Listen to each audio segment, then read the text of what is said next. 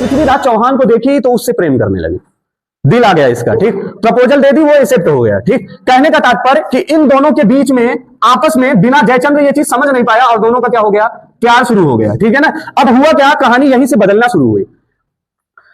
अब जो बात चलेगी वो भारत पे अटैक करने की कहानी चलेगी। आपने देखा था अशोक ने कलिंग युद्ध के बाद जो 261 ईसा पूर्व में हुआ था, 13वें शिलालेख जो माफीनामा के रूप में है, उसके बाद उन्होंने धम्म नीति अपनाई, भेरी घूस से धम्म घोष की ओर गए, जो चौथा शिलालेख अशोक का ये बताता है, ठीक है ना।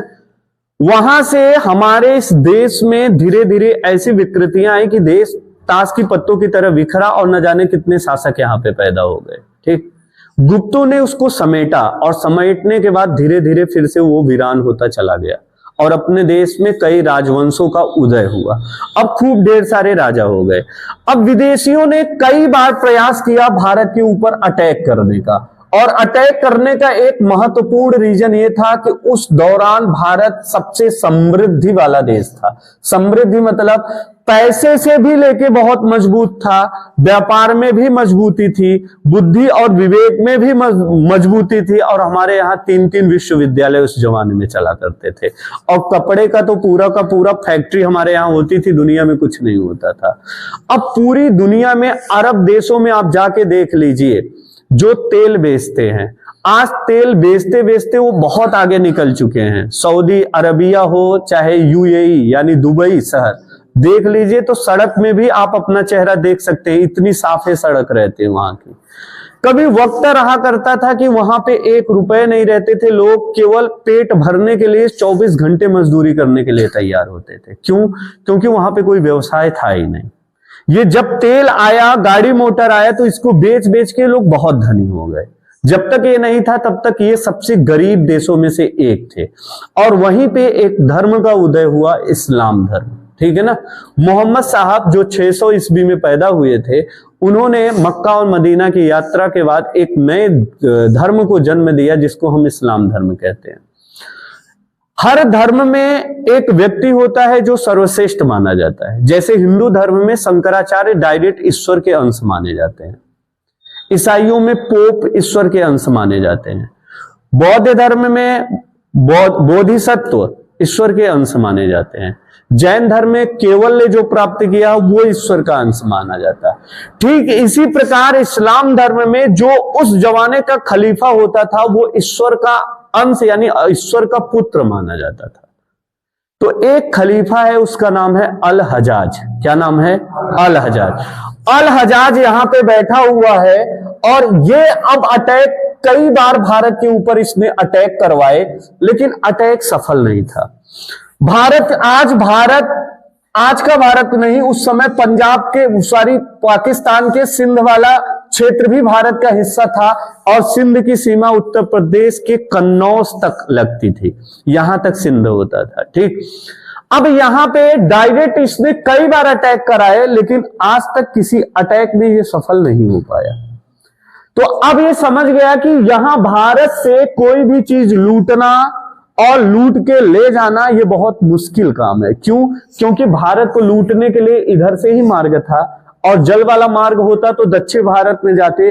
दक्षिण भारत आप जानते हैं पठारी वाला हिस्सा है, जो खेती बाड़ी उत्तर भारत में होती है वो दक्षिण भारत में नहीं हो सकती।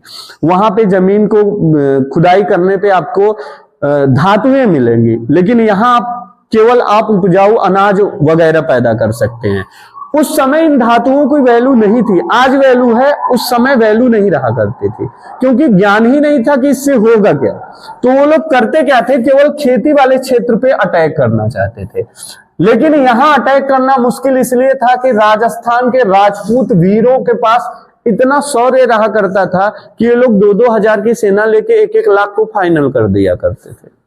ये राजपूत इतिहास आप पढ़ेंगे, राजस्थान का इतिहास, आपको लगेगा सब काल्पनिक कथाएं हैं, ऐसा संभव नहीं है, जबकि ऐसा संभव हुआ है। ठीक, तो यहां अटैक करना मुश्किल था। अल हजाज ने अपने कमांडर को भेजा कहां लूटने के लिए? श्रीलंका को, कि जाओ श्रीलंका को लूटो। श्रीलंका में ये लोग लूट किसकी करते थे? लूट का 2 महत्वपूर्ण हिस्सा होता था। एक लूट होती थी सोने चांदी जवाहरात जो भी होता है, मतलब कुल मिला के जितने भी उस समय की महंगी धातुएं होती थी उन सभी धातुओं की लूट होती थी।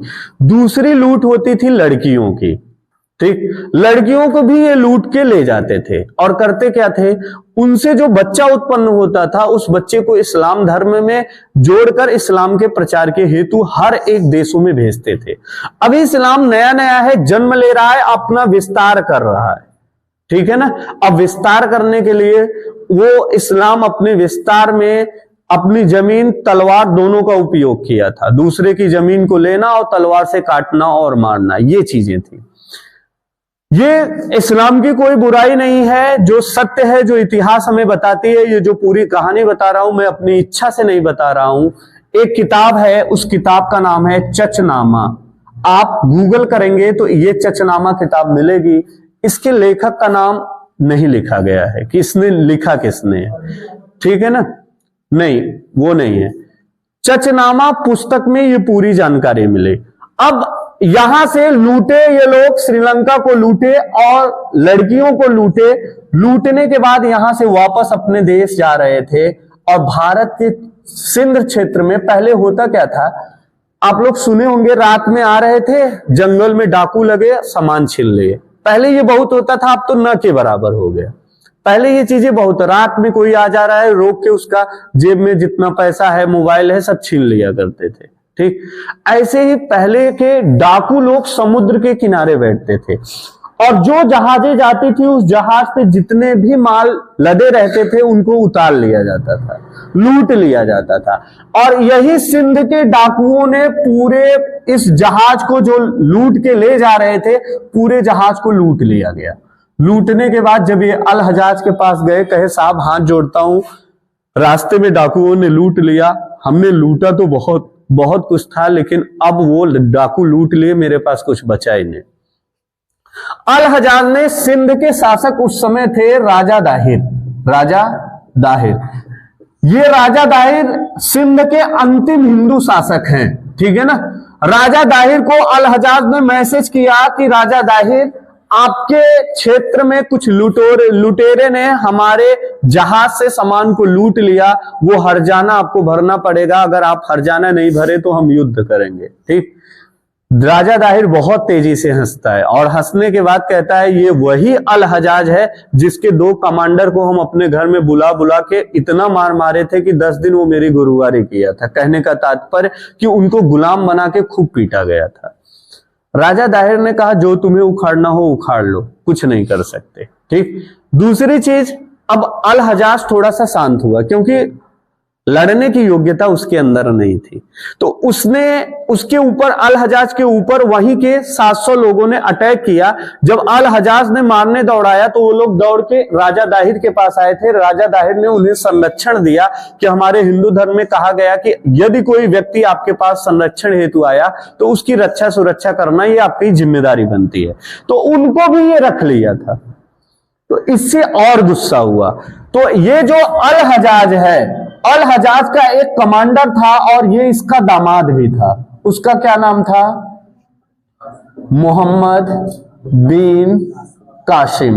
ये जो मोहम्मद बिन कासिम है, ये 712 ईस्वी में भारत के ऊपर अटैक करने आएगा, राजा दाहिर के ऊपर अटैक करने के लिए आएगा, ठीक है ना। इसके पहले जो कमांडर आए थे वो हार के गए हैं, लेकिन इतिहास वीरों की कहानी बताता है, कायरों की कहानी नहीं, ठीक। भारत से जो जीते हैं केवल उन्हीं की कहानी इतिहास में दर्ज है। हारने वाले की इतनी संख्या है कि अगर इतिहास लिखने लगेंगे तो रामायण जैसी 50 किताब भी भर जाएगी, तब भी इतिहास कंप्लीट नहीं होगा। अब हुआ क्या, मोहम्मद बिन कासिम ये कमांडर था अल हजाज का। अल हजाज ने इसे ऑर्डर किया कि राजा दाहिर के क्षेत्र में अटैक करो, लेकिन मोहम्मद बिन कासिम जानता था सीधे युद्ध करने पे कभी मैं दाहिर से जीत नहीं सकता। इन्होंने अपने ही सेना को साड़ी पहना के हिंदू वेश में राजा दाहिर के सीमाओं में अंदर प्रवेश किया और प्रवेश करने के बाद वो अंदर जाने के बाद किले तक पहुंचे। जब किले तक पहुंचे तो यहां जो राजा दाहिर ने जिनको संरक्षण दिया था उन व्यक्तियों को मैसेज दिलवाया कि अगर आप मेरा साथ दें तो आपको अल हजाज कुछ नहीं बोलेगा। वो तैयार हुए और गुप्त रूप से उनके साथ मिल गए और राजा दाहिर की एक एक किले की गेट और उनकी पूरी व्यवस्था से परिचित करा दिए सेना को। अब सेना परिचय पाने के बाद अचानक में राजा दाहिर के क्षेत्र में इतनी तबाही मचा दिया कि राजा दाहिर उसको समझने से पहले ही सब कुछ तहस नहस हो गया। वो कुछ समझ ही नहीं पाए कि अचानक में इतना भयंकर युद्ध कैसे शुरू हो गया। जबकि मोहम्मद बिन कासिम अपनी पूरी कमांडर और सेना के साथ उनके दरबार तक पहुंच चुका था और पूरे के पूरे राजा दाहिर ने इस युद्ध की कमान संभाली और इस युद्ध में राजा दाहिर वीर गति को प्राप्त हुए, ये मर गए। इनके मरने के बाद इनकी 2 पुत्री थी। उन पुत्रियों का नाम कौन बताएगा? एक का नाम था परमार और दूसरे का नाम था सूर्य देवी। परमार और सूर्य देवी ये उनकी राजा दाहिर की पुत्री हैं, 9 युवती हैं। अभी इनकी उम्र ऐसे 20 से 22 साल रही होगी। ठीक, इनको मोहम्मद बिन कासिम पकड़ता है और इनकी खूबसूरती को देखने के बाद उसको एहसास हुआ कि हम अपने सम्राट को यानी अपने खलीफा को ले जाके गिफ्ट में देंगे। किसको? इन 2 कन्याओं को, परमार और सूर्य देवी को। इन दोनों को पकड़ लिया गया और अल हजाज मोहम्मद बिन कासिम इन दोनों राजा दाहिर की पुत्रियों को लेके निकला किसके पास? अल हजाज के पास। अल हजाज को दोनों पुत्री राजा दाहिर की दोनों पुत्री को सौंप देता है और बाहर निकलता है। अल हजाज आता है मुस्कुराते हुए। अब वो दोनों कन्याएं रो रही थी, परमार और सूर्य देवी। वो इतना रो रही थी, तब अल हजाज ने पूछा कि डर क्यों रहे हो और आपको रोने का ये कारण क्या है? वो सब जानती थी कि उसको उस रूम में क्यों भेजा गया है और किस रूप में उसका उपयोग किया जाने वाला है।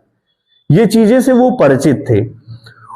रोने के बाद सूर्य देवी बड़ी ही चालाकी से जवाब देती है कि महाराज, मेरे रोने का कारण ये है कि आप इस्लाम धर्म में ईश्वर साक्षात अल्लाह के अंश माने जाते हैं और मुझे आपके पास भेजा गया तो मेरा सतीत्व नष्ट करके भेजा गया। इसका तात्पर्य यह है कि हमारे साथ पहले ही शारीरिक संबंध बनाया जा चुका है।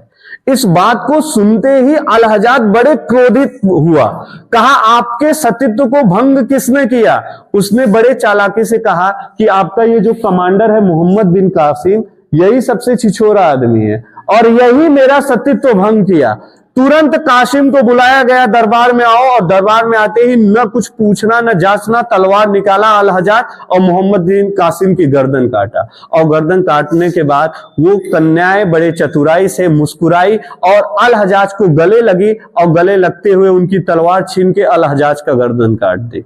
इसके साथ मोहम्मद बिन कासिम और अल हजाज दोनों की कहानी समाप्त हो गई। अब दूसरी जो कहानी चलेगी वो दूसरे शासक की। क्वेश्चन क्या पूछेगा? पहली बार मुस्लिम आक्रमणकारी कौन था? मोहम्मद बिन कासिम। भारत में कब अटैक किया? 712। सर्वप्रथम कहां अटैक किया? सिंध। सिंध के राजा कौन थे? राजा दाहिर। ठीक है ना। उस समय खलीफा ये किसका कमांडर था? मोहम्मद बिन कासिम, अल हजाज। इतना क्वेश्चन क्लियर हुआ? कोई दिक्कत? ये सारी जानकारी हमें मिलती कहां से है? चचना में। इतना क्लियर हुआ? अब दूसरे शासक को हम लोग पढ़ते हैं, इनकी कहानी खत्म। ठीक है ना। चलिए फोटो वोटो ले लीजिएगा।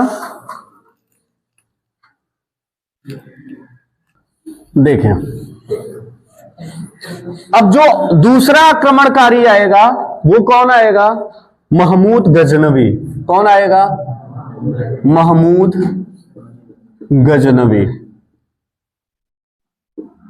ध्यान से देखिए, ये महमूद गजनवी भारत में जब अटैक करता है तो ये अटैक 998 ईस्वी में होता है।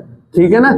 लेकिन ये आज के भारत का नहीं, उस आज के पाकिस्तान का अटैक है। ठीक है ना। ये आया कहां से था ऐसा क्वेश्चन पूछेगा तो ये गजनी का शासक था। कहां का शासक था?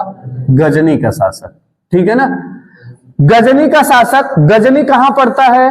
अफगानिस्तान में। ठीक। जब हमारे देश के प्रधानमंत्री अटल बिहारी वाजपेयी जब पहली बार प्राइम मिनिस्टर पद पे सुशोभित हुए तो अफगानिस्तान में गए, तो वहां के प्रधानमंत्री, वहां के लोगों ने पूछा आप अफगानिस्तान के कौन से शहर या कौन से जगह घूमना पसंद करेंगे? तो उन्होंने कहा मुझे गजनी जाना है। कहां जाना है? गजनी। औकात चाहिए ये शब्द बोलने के लिए, सबकी बस की बात नहीं होती। उन्होंने कहा मुझे गजनी चाहिए, जाना है।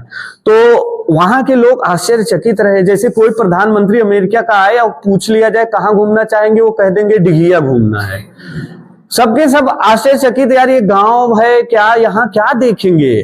तो उन्होंने कहा मुझे गजनी जाना है। गजनी अफगानिस्तान का एक छोटा सा गांव है, वहां का कुछ न विकास है, न सड़कें हैं, न कुछ, एकदम पिछड़ा क्षेत्र है। अब उनको शर्मिंदगी लगी कि भारत के प्राइम मिनिस्टर को ऐसी जगह घुमाएंगे तो उनको कैसा लगेगा यार कि अफगानिस्तान इतना नीचे है। तो उनको समझाया गया गजनी के अलावा कोई दूसरा ऑप्शन चुनिए। उन्होंने कहा ना, मुझे गजनी जाना है। ठीक है ना? तो ले गए, दिखाए, और दिखाने के बाद जब उनसे पूछा गया कि आप गजनी गए क्यों थे, तो उन्होंने बस एक बात कही थी कि एक आक्रमणकारी जिसका नाम है महमूद गजनवी, मैंने सुना है वो अफगानिस्तान के गजनी क्षेत्र से भारत में अटैक करने आया। वही मैं देखना चाहता हूं कि ये मोहम्मद गजनवी जो भारत में अटैक किया, 17 बार किया और 17 बार लगभग जीत के गया यहां पे, और पूरे भारत को हजारों वर्ष गुलाम बनाया, उसका जन्मस्थली है कैसी, यही मैं देखना चाहता हूं। और उसी को देखने में गया था कि इतने छोटे से गांव में जिसने अपना कभी विकास नहीं कर पाया, वो पूरे भारत को तबाह करके चला गया था। वैसे तुम भी आतंकवादी बनोगे ना, तो अकेले न जाने कितने देश को तबाही मचा के रख दोगे। अगर तुम एपीजे अब्दुल कलाम बन गए ना, तो अकेले दम पे पूरे भारत ही नहीं, पूरी दुनिया के नए नए मिसाइलों से परिचित कराओगे। अब अंतर यह है कि आप बनना क्या चाहते हैं। तो हुआ क्या, ये गजनी से भारत में आया, इसने भारत में 17 बार अटैक किया। कितनी बार? 17 बार हमला किया। और इसने जो पहला हमला किया वो 1001 ईस्वी में किया। ठीक है ना? और इसने जो अंतिम हमला किया वो 1030 ईस्वी में किया। ये 1030 में किसका था? जाट के विरुद्ध था। इसका सबसे ज्यादा प्रसिद्ध है सोमनाथ पे, सोमनाथ मंदिर पे अटैक। ये हुआ था 1025। अब ध्यान से देखिए, ये भारत में आके अटैक करता, भारत को लूटता, फिर अपने देश चला जाता। केवल यही काम करता था ये। और इसके पहले जो आया था मोहम्मद बिन कासिम, वो भी यही करने आया था। भारत में जाएंगे, भारत को लूटेंगे, खूब सोना चांदी इकट्ठा करेंगे, फिर अपने देश ले जाएंगे। यही काम ये करने आया। और ये कितनी बार किया? टोटल 17 बार। इसमें जो सबसे प्रसिद्ध है वो सोमनाथ मंदिर पे अटैक है। ये 1025 ईस्वी में हुआ था। जरा ध्यान दीजिएगा क्यों ये प्रसिद्ध है, क्योंकि ध्यान से देखिएगा, ये जो सोमनाथ का मंदिर है, कहते हैं इनके शिवलिंग को वो तोड़ के लेके गया था और जहां जहां उसको फेंका, आज भी वो मंदिर बनी है 5 शिवलिंग की, वो अलग बात है। ध्यान से देखिए, इसने यहां से टोटल 2800, ठीक है ना, 28,000, ठीक है ना, इसको ऐसे देखिए, पूछता है 28,000 किलो सोना लूटा। कल्पना करिए, अगर 1 किलो तुम सोना पा जाओ तो तुम्हें सरकारी नौकरी करने की कोई जरूरत नहीं होगी। ठीक है ना? इतना अगर 1 केजी पा जाओ, ये 28,000 किलो सोना यहां लूटा था। ठीक है ना? चांदी ने 700 केजी चांदी को लूटा था। ये आपसे पूछेगा। अब आपको आश्चर्य होगा, इसने जो लूट मचाई वो केवल एक मंदिर, केवल एक मंदिर में 28,000 किलो सोना था और उस मंदिर को लूटा। लूटने के बाद गया, फिर भी आज भी वो मंदिर आधा सोने की है। कितना सोना रहा होगा। ऐसे ही सोने की चिड़िया इस देश को नहीं कहा जाता था। सच में वो चीज थी। अब यहां लूट के गया और जाने के बाद जब सबको बताया, गए भारत में एक सोमनाथ मंदिर है, लूट के आए। कहे यार तुम इतना सोना लूटे हो, एक मंदिर को लूट के आए हो? कहे हाँ, एक मंदिर को। किसी को भरोसे नहीं है, हवाई फायर कर रहा है। ऐसा हो सकता है कि केवल एक मंदिर में इतना सोना हो? कहे यार तुम पागल हो, हिंदुस्तान की धरती पे हर 7 किलोमीटर में एक मंदिर मिलेगी और हर मंदिर में जितने भगवान है सबका मुकुट सोने का है। वहां सोना मतलब ऐसे पानी की तरह बह रहा है, जाओ लूटो। सब पूरी दुनिया ध्यान दिया यार कि एक इंसान एक मंदिर को लूट के अपने पूरे देश को बना डाला। अगर उस देश को पूरी तरीके से लूट लिया जाए तो पूरी पृथ्वी को बनाई जा सकती है। अब पूरे के पूरे भारत के चारों तरफ जितने भी लोग हैं सबकी नजर है भारत में, जाओ और भारत को लूटो, ठीक है ना। तो ये इसमें तीन चीज पूछेगा। महमूद गजनवी कहां का निवासी था? अफगानिस्तान के गजनवी का। भारत में कितनी बार अटैक किया? 17 बार। पहला अटैक कब हुआ? 1001। अंतिम अटैक कब हुआ? 1030। ये जाटों के खिलाफ हुआ। अच्छा, जाट का काम क्या था? जाट का कुछ काम नहीं था, ये लूटता था। जब ये अंदर जाता था, जैसे भारत देश के अंदर प्रवेश कर रहा है, तो इसको कुछ नहीं बोलते थे, वो लोग छिपे रहते थे, कुछ नहीं बोलते। जब ये लूट के लौटता था तब वो लोग इन्हीं को मार के इनसे लूटते थे, ठीक है ना। मतलब चोरों का धन लूटने वाला काम करते थे जाट। ये रास्ते से जब लौटने लगते थे तो जाट करते क्या थे? हमला कर करके, ठीक, किसी हाथी को मार दिया, गिर गई। अब हाथी गिरी, 2-4 सैनिक उसकी सुरक्षा में उनको फाइनल किया, गए, पूरा सोना लूट के घर में रखा है, ठीक है ना। ऐसे लूटते लूटते जाटों की भी पूरी व्यवस्थाएं वेल मेंटेन में हो गई, ठीक। तो ये सोचा यार कि ये लोग हमें हर बार परेशान किए। कौन? जाट। तो आखिरी आक्रमण कहा केवल इन्हीं को मारेंगे, लूटेंगे कुछ नहीं। हर बार इतना लूटे, अगर हर बार लूट के अपने घर ले गए होते तो कितना बन गया होता, आधा तो यही लूट लेते हैं। तो अंतिम आक्रमण केवल जाटों के खिलाफ, जाटों को मारने के लिए आया था और दुर्भाग्य की उसके बाद फाइनल ही हो गया यही, ठीक है ना। तो हुआ क्या? 17 अटैक, 3 महत्वपूर्ण। पहला 1001, सबसे प्रसिद्ध 1024, 25 और सबसे लास्ट वाला 1030। ये 3 युद्ध इंपॉर्टेंट है। अगर महमूद गजनवी से पूछेगा तो यही क्वेश्चन पूछेगा, इसको नोट कर लीजिए। अच्छा, इसके साथ कुछ इतिहासकार आए थे, ठीक। क्या नाम है उनका? अल बरूनी। क्या? अल बरूनी। अल बरूनी ने एक पुस्तक लिखी, किताब उल हिंद, ठीक है ना। उसी पुस्तक से जानकारी मिलती है कि इसने 17 बार अटैक किया और जब सोमनाथ मंदिर पे अटैक किया तो एक ही मंदिर से 28,000 केजी सोना लूट के गया था, ठीक है ना। तो इसने एक किताब लिखी, उसको कहते हैं किताब उल हिंद। क्या? और इतिहासकार आए थे, उतवी, फिरदौसी, ठीक है ना। और एक इतिहासकार और है, 4 इतिहासकार थे। फर्रुखी, हाँ, फर्रुखी, ठीक है ना। अल बरूनी, उतवी, फिरदौसी, फर्रुखी। आपसे देखिएगा महमूद गजनवी के बारे में आपसे क्या पूछेगा, ध्यान से। ये भारत में पहला अटैक 1001 ईस्वी, सबसे प्रसिद्ध अटैक सोमनाथ मंदिर 1025, अंतिम अटैक 1030। कहां का निवासी? गजनी का निवासी। इसके साथ 4 इतिहासकार। अल बरूनी की पुस्तक याद कर लीजिए, किताब उल हिंद, ये पुस्तक। उतवी, फिरदौसी और फर्रुखी, ये सभी इतिहासकार हैं जो इनके साथ आए थे। ये जो करता था पीछे कॉपी में वो लिखते जाते थे, ठीक है ना। ये ध्यान रखिएगा, इसको मिटाएं फिर आगे बढ़े। ये 2 को समझा आपने। अब तीसरा देखिए, यहां से क्वेश्चन पूछता है, ये सब ध्यान रखिएगा। अब तीसरा जो शासक आएगा भारत में अटैक करने, उसका नाम क्या है? मोहम्मद गौरी। ये कौन है? मोहम्मद गौरी। मोहम्मद गौरी को लालच हुआ गजनवी की तरह, हम भी भारत में जाएंगे, भारत को लूटेंगे और खूब ढेर सारा धनाढ्य आदमी बन के लौटेंगे, ठीक। अब ये भारत में 5 बार अटैक करता है। कितनी बार? 5 बार। पहला अटैक रहता है 1175, 1178, ठीक है ना। फिर 1191, 1194। ये 5 अटैक, इसका ध्यान रखिएगा। इसका जो पहला अटैक रहता है वो कहां होता है? मुल्तान। मुल्तान पाकिस्तान में पड़ता है। बीरेन सहवाग को मुल्तान का सुल्तान कहा जाता है क्योंकि वहां पे पहली बार ट्रिपल सेंचुरी वहीं पे लगाई गई थी, मुल्तान पिच पे, ठीक है ना। तो पहला अटैक इसका मुल्तान में हुआ था। इस अटैक में ये कौन है? मोहम्मद गौरी। कौन है? मोहम्मद गौरी।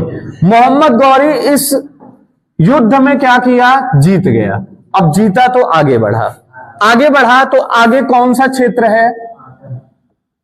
पाटन, ठीक है ना, पाटन सिंध वाले क्षेत्र में, ठीक है ना, ये सिंध का हिस्सा है। यहां पे जो शासक रहते हैं उनका नाम है भीम सेकंड, भीमदूती, ठीक है ना। भीमदूती इससे युद्ध लड़ने के लिए बहुत लोगों ने मनाया कि आप युद्ध मत लड़िए, बड़ा खूंखार शासक है और आप पराजित हो जाएंगे। लेकिन स्वाभिमान को कैसे बेच सकता है कोई शासक? अगर आपने शासन सत्ता जब तक अच्छा चला तब तक खूब मलाई खाए, जब आपको देश संभालने की जरूरत हुई तो इस्तीफा दे रहे हैं, तो ऐसा राजा नहीं कर सकता। उसका अपमान, उसके पुरुषार्थ का अपमान होता है। भीमदूती ने तय किया हम युद्ध लड़ेंगे, लेकिन इस युद्ध में भीमदूती की सेना न के बराबर थी मोहम्मद गौरी के सामने। लेकिन इतना भयंकर युद्ध हुआ, इतना भयंकर युद्ध लड़ा गया कि पूरा दिन युद्ध ऐसा चला कि कुछ कहा नहीं जा सकता कि ये जीतेंगे कि ये जीतेंगे। खूब तबाही मची, दोनों सेना बराबर काटी गई, मारी गई। रात का वक्त हुआ, सूर्योदय सूर्यास्त हुआ, युद्ध को बंद किया गया। वो अपने घर गए, ये अपने, वो अपनी टीम पूरी सेना को तैयार की, ये अपनी टीम तैयार की। सुबह हुआ, युद्ध के मैदान में भीमदूती की सेना ने ललकारा कि आ जाओ युद्ध लड़ो। किसको? मोहम्मद गौरी। मोहम्मद गौरी की सेना भाग गई, कहीं हम नहीं लड़ेंगे भैया, ये बड़ा खतरनाक है। तो कहने का तात्पर्य कि 1178 वाले युद्ध में ये क्या हो गया था? हार गया, हार गया। लेकिन अभी इसको भारत के अंदर जाना है, भारत को लूटना है। अब आया पृथ्वीराज चौहान। कौन आया? पृथ्वीराज चौहान तृतीय। ये ध्यान रखिए, चौहान वंश का शासक है और तीसरा शासक है। पृथ्वीराज चौहान फर्स्ट हुए हैं, सेकंड हुए हैं, थर्ड हुए हैं, ठीक है ना। पहले के जमाने में जैसे मान लीजिए आपके दादाजी बहुत प्रतापी शासक हैं, ठीक, उनका जो नाम होता था वो अपना नाम अपने बेटे का नाम रख दिए, उसी में फर्स्ट सेकंड थर्ड लगा दिए। तो ये पृथ्वीराज चौहान तृतीय था, ये शासन करता था, बड़ा मस्त मौला आदमी था, ठीक है ना। मतलब इसको युद्ध करना तो ऐसे मतलब बच्चों वाला खेल लगता था, ठीक। अब इसके लिए मोहम्मद गौरी यहां पे अटैक करने आएगा, किसके पास? पृथ्वीराज चौहान के पास। और अटैक किया। इस अटैक में मोहम्मद गौरी इतना बुरी तरीके से पराजित हुआ कि इसकी सेना भाग खड़ी, ये अकेले बचा मैदान में। तो आप पकड़ लाओ इसको, साइड से लेके आओ इधर। तो और जैसे ही पृथ्वीराज चौहान के पास ले आया, कहा कि बताइए अब क्या करूं, तुम्हें तो मारने का भी मन नहीं करता, तुम्हारी इतनी पगलाई है कि इतनी बड़ी सेना के सामने तुम 2-4-10 लोगों को लेके आए हो लड़ने के लिए, ऐसे युद्ध लड़ा जाता है। वो कहा सर गलती हो गई। कहे कि आपको क्या सजा दूं? कहे महाराज एक बार मुझे माफ कर दिया जाए। पृथ्वीराज चौहान ने कहा कि मैं आपको इसलिए छोड़ रहा हूं कि आप ये वचन देके जाइए कि दोबारा यहां पे आप अटैक करने नहीं आएंगे। कहां? हिंदुस्तान की धरती पे। वो कहा मोहम्मद गौरी की ठीक है, जान बची रहे, अटैक जब होगा देखा जाएगा। साहब जीवन में कभी नहीं करेंगे, जब तक शरीर में खून रहेगा। कुरान की कसम, अल्लाह की कसम, कभी मैं युद्ध लड़ने नहीं आऊंगा। वो कसम खा के, अपने साम्राज्य की कसम खा के पृथ्वीराज चौहान को वचन देता है कि दोबारा मैं अटैक करने नहीं आऊंगा। उसको छोड़ दिया गया, लौटा। 1 साल नहीं बीता, मोहम्मद गौरी फिर आया ये, अब फिर अटैक करेगा ये, ठीक। और आने का रीजन क्या है? 1 साल के अंदर इतना जल्दी नहीं था कि जानता है कि अब पकड़े गए तो फाइनल हो जाएंगे, ये तो पक्की बात है। तो इतना जल्दी तो वो नहीं आता, लेकिन आने का रीजन क्या है? एक चीज और, पृथ्वीराज चौहान का ये मान लेते हैं साम्राज्य है। इस साम्राज्य के बगल में एक राजा और रहता था, इसका क्या नाम था? जयचंद, ठीक है ना। इसका क्या नाम था? जयचंद। अब ध्यान से थोड़ा सा जयचंद्र की कहानी सुनिए। आप लोग पूर्वजों के मुख से सुने होंगे, अक्सर हर एक शब्द में वो बोला करते हैं कि जयचंद्र को भूमिका मत निभाओ, ठीक है ना, या कहते हैं शकुनी मामा का काम न करा तू। ये सब इतिहास में प्रसिद्ध नाम है, इनको जानिए ये थे कौन। ये जो पृथ्वीराज चौहान है, पृथ्वीराज चौहान, ये और जयचंद्र, इन दोनों का क्षेत्र आसपास ही रहता था। और आसपास जब राजाएं, दो साम्राज्य रहती थी तो दोनों राजा एक दूसरे से या तो हाथ मिलाते थे या लड़ भिड़ के एक राज्य बना देते थे, यही होता था। इन दोनों की दोस्ती हुई। पृथ्वीराज चौहान जयचंद्र के दरबार में गए, कुर्सी पे बैठ गए, ठीक है ना। बैठने के बाद बातचीत चल रही थी, तब तक जयचंद्र की पुत्री आई, उसका क्या नाम है, संयोगिता। क्या, कौन आई, ठीक है ना। इसका नाम सुनते ही बहुत लोग मुस्कुरा दिए, ठीक है ना। इतिहास इसी से भरा पड़ा हुआ है। पहले की आधी से ज्यादा लड़ाई केवल लड़की के चक्कर में होती थी, ये सत्य बात है। अब संयोगिता जलपान लेके आई कि पृथ्वीराज चौहान महाराजा आए हैं, और ये भी राजा की बेटी है, सामान्य बेटी नहीं। और जैसे ही चाय का ट्रे लेके आई, कॉफी चाय पानी जैसे लेके आई, पृथ्वीराज चौहान को देखी तो उससे प्रेम करने लगी, दिल आ गया इसका, ठीक। प्रपोजल दे दी, वो एक्सेप्ट हो गया, ठीक। कहने का तात्पर्य कि इन दोनों के बीच में आपस में बिना जयचंद्र ये चीज समझ नहीं पाया और दोनों का क्या हो गया, प्यार शुरू हो गया, ठीक है ना। अब हुआ क्या, कहानी यहीं से बदलना शुरू हुई। अब जयचंद्र को जब ये बात पता चली कि पृथ्वीराज चौहान और मेरी बेटी संयोगिता का अफेयर चल रहा है, तो उसने, संयोगिता जब भी पिता जानता है कि उसकी बेटी किसी लड़के से कनेक्ट है, रिलेशनशिप में है, तो पिता सबसे पहला काम करता है, तुरंत शादी करता है उसका। ये आपके आस पड़ोस की ये कहानी है। जयचंद्र को पता चला, जयचंद्र तुरंत इसके विवाह का पूरा कार्यक्रम आयोजित कर दिया। राजा इसको पैसे टेंशन नहीं है कि टेंशन ले कैसे होगा क्या होगा, तुरंत स्वयंवर रचा गया।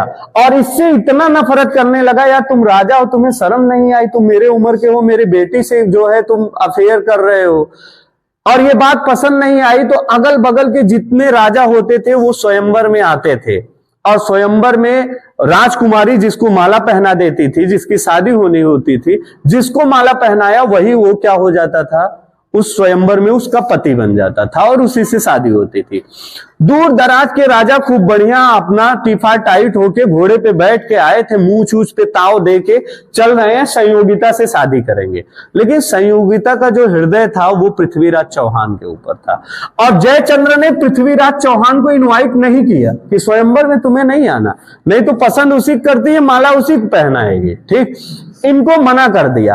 और इतनी नफरत करने लगा जयचंद्र कि पृथ्वीराज चौहान का पुतला बनवाया, और पुतला बनवाने के बाद गेट पे खड़ा कर दिया और उसमें एक माला लगा दिया। वेटर, जैसे आप जाते हैं किसी बारात में तो वेटर लोग क्या करते हैं, बारातियों को माला पहना के स्वागत करते हैं कि नहीं। तो पृथ्वीराज चौहान की मूर्ति बना के वेटर के रूप में गेट पे खड़ा कर दिया। कहने का तात्पर्य केवल बेइज्जती वाला काम किया।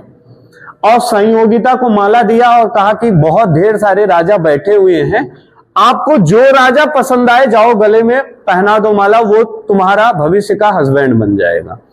संयोगिता रोते हुए, अपने आंसू को बहाते हुए धीरे धीरे कदमों से आगे बढ़ी।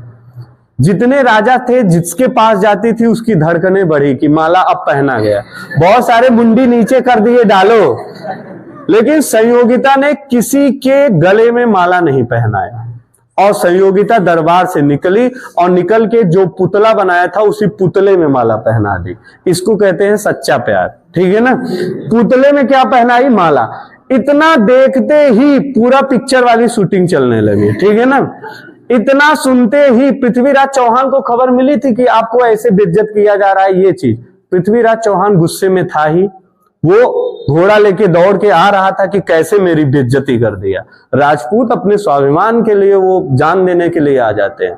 वो दौड़ पड़े घोड़ा लेके, और जैसे ही यहाँ गेट पे पहुंचे देखे संयोगिता पुतला को माला पहना रही है। घोड़ा पे बैठाया, संयोगिता को लेके भाग गए, ठीक है ना। और संयोगिता अब पृथ्वीराज चौहान से शादी कर ली और जयचंद्र देखता रह गया। अब ये आंसुओं के घूंट पी रहा है, अपमान के घूंट अंदर से पी रहा है। इतनी नफरत हो गई पृथ्वीराज चौहान से कि किसी भी तरीके से पृथ्वीराज चौहान को क्या किया जाए, मारा जाए, चाहे जो हो जाए। अब ये जयचंद्र करेगा क्या, मोहम्मद गौरी के पास जाएगा और निमंत्रण देगा, तुम टेंशन न लो, मैं तुम्हारे साथ हूं, तुम लड़ो पृथ्वीराज चौहान से, मैं तुम्हारी पूरी मदद करूंगा और इस पृथ्वीराज चौहान को मिट्टी में मिला देना है। और ठीक 1 साल बाद वो अपनी सेना लेके आया कि जयचंद्र मेरी मदद करेगा और हम जाके युद्ध लड़ेंगे और पृथ्वीराज चौहान से जीतेंगे। और 1192 ईस्वी में ये दूसरा युद्ध होता है। ध्यान से देखिए, 1191 को हम कहते हैं तराइन का प्रथम युद्ध।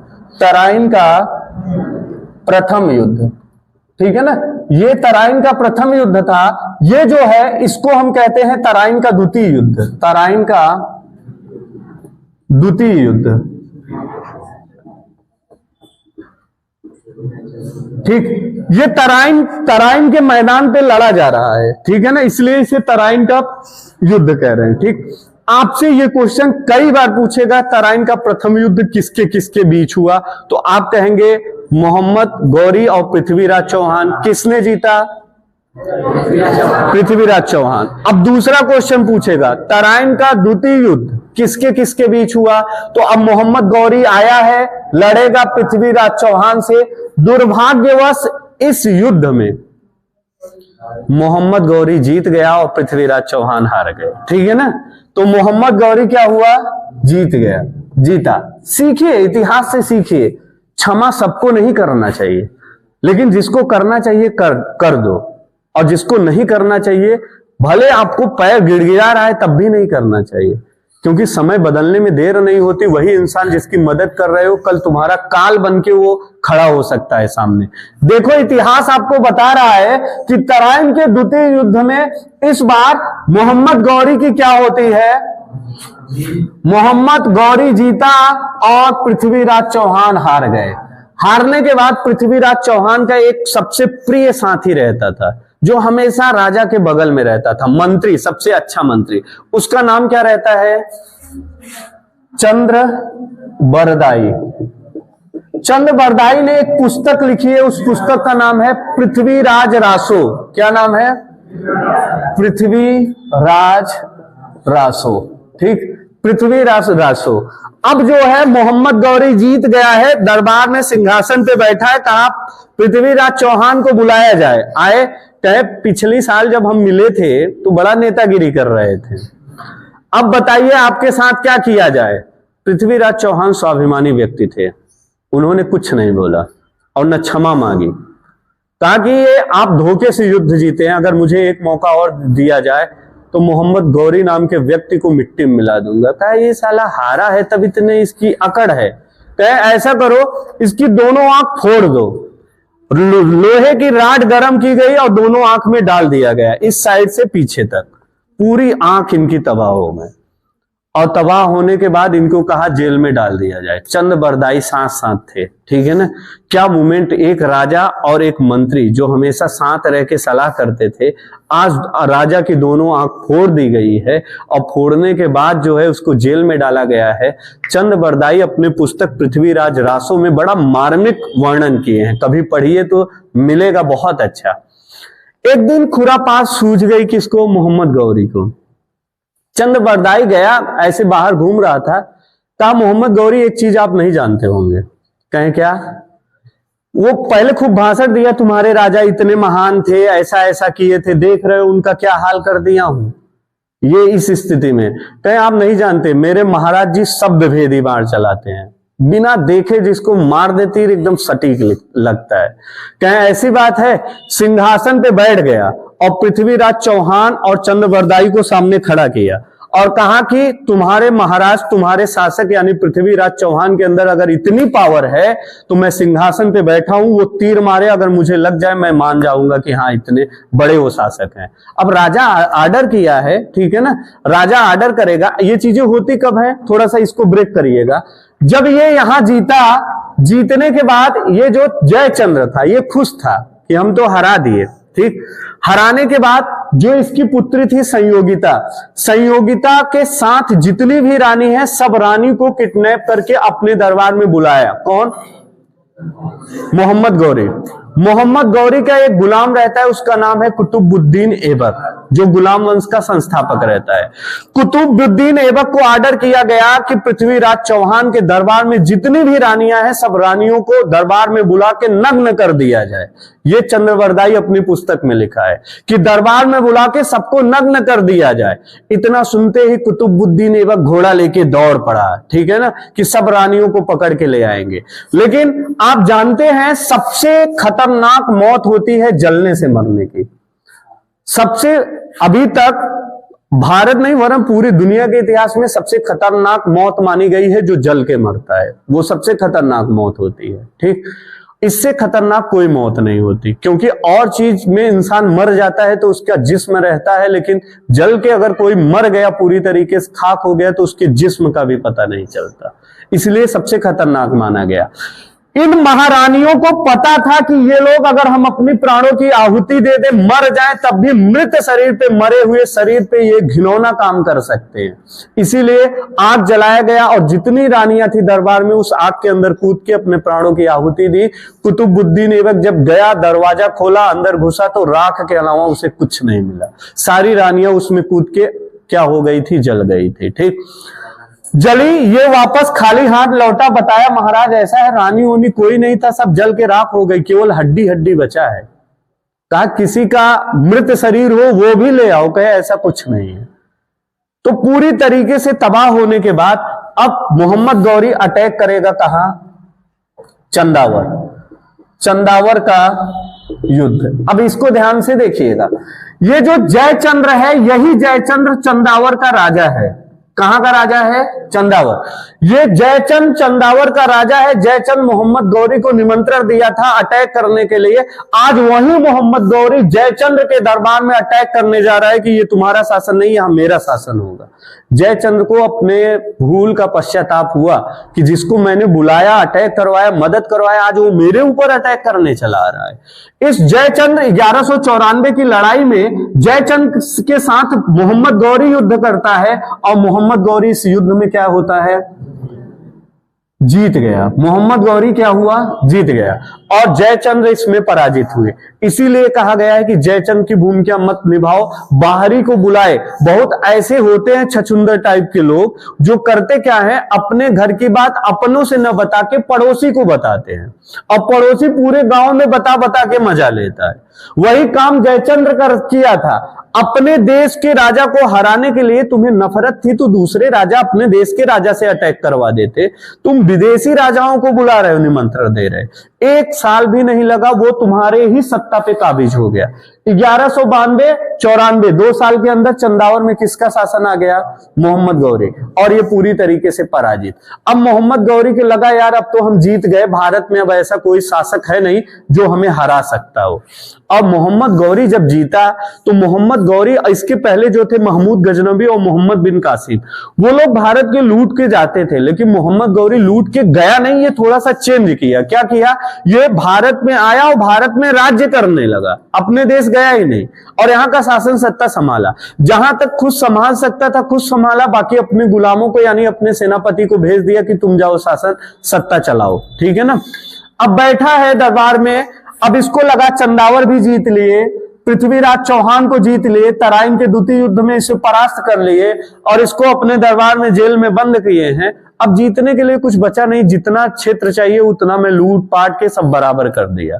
अब खुराफात दिमाग में आया, ठीक, बैठ गया दरबार में खूब ऊपर। बैठने के बाद कहा कि मैंने सुना है पृथ्वीराज चौहान शब्दभेदी बाण चलाते हैं, पृथ्वीराज चौहान को धनुष बाण दे दिया जाए और मैं सिंहासन पे बैठा हूं, मारा जाए। तब उसके मोहम्मद गौरी का सेनापति उसके कान में कहता है हल्के मन लीजिए, हिंदुस्तान के लोग आंख फूटी रहती है तब भी देखते हैं। कहें ऐसा है क्या, कहें हाँ, कहे तुरंत इसके आंख पे पट्टी बांध दिया जाए। आंख दोनों फूटी है तब भी पट्टी बांध दी, ठीक। और पट्टी बांधने के बाद पृथ्वीराज चौहान को धनुष और बाण दे दिया गया। चंद्रवरदाई ने धीरे से उनके कान में बताया कि महाराज इससे बढ़िया मौका नहीं मिलेगा, आप अकेले मोहम्मद गौरी को हरा सकते हैं। कहे थोड़ा सा संकेत करो ये बैठा कहां है, तो कान में बताया 4 बांस 24 गज अंगुल अष्ट प्रमाण ता ऊपर सुल्तान है मत चूको चौहान। सुल्तान मतलब मोहम्मद गौरी, चौहान मतलब पृथ्वीराज चौहान। 4 बांस, आप 4 बांस जो औसतन ऊंचाई होती है उसको नाप लीजिए, 24 गज देख लीजिए, अंगुल अष्ट प्रमाण करेक्ट 8 अंगुल ऊपर उसका हृदय है। अगर यहां धनुष लग गया तो वो फाइनल हो जाएगा। कहा बस हो गया, अब तुम टेंशन न लो। तुरंत चढ़ाया धनुष और आंख फूटी, आंख से तीर मारा और मोहम्मद गौरी के ठीक सीने के बीचों बीच लगी वो तीर। और तीर लगते ही मोहम्मद गौरी इतने ऊपर से, वैसे भले नहीं मरा होगा, ऊपर से गिरते गिरते मर गया। ठीक, और पूरी तरीके से मोहम्मद गौरी फाइनल हो गया। गौरी की कहानी यहीं से खत्म होती है। ठीक, अब आपको जो क्वेश्चन पूछेगा वो ध्यान दीजिए।